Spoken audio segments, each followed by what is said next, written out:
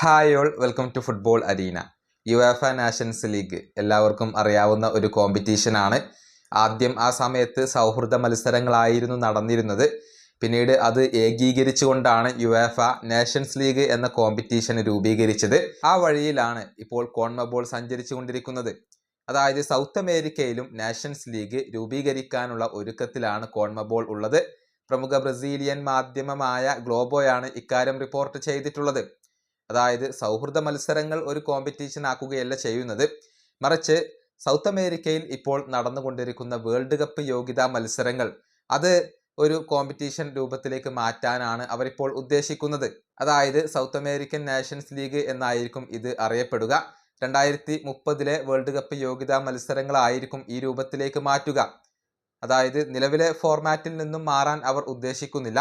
ഓരോ ടീമുകളും world cup യോഗ്യതാ റൗണ്ടിൽ 9 ഹോം മത്സരങ്ങളും 9 എവേ മത്സരങ്ങളും കളിക്കുന്നുണ്ട്. അത് അതുപോലെ തന്നെ മെയിൻറ്റെയിൻ ചെയ്ത് കൊണ്ടുപോകും.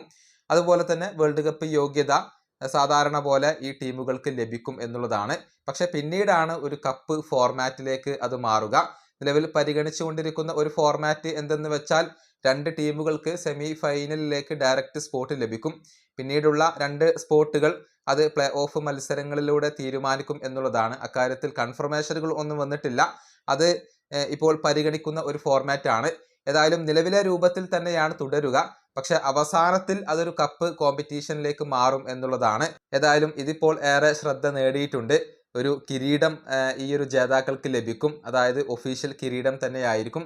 ഇതിനു പുറമെ ക്യാഷ് പ്രൈസ് കൂടി ലഭിക്കും എന്നുള്ളതാണ്.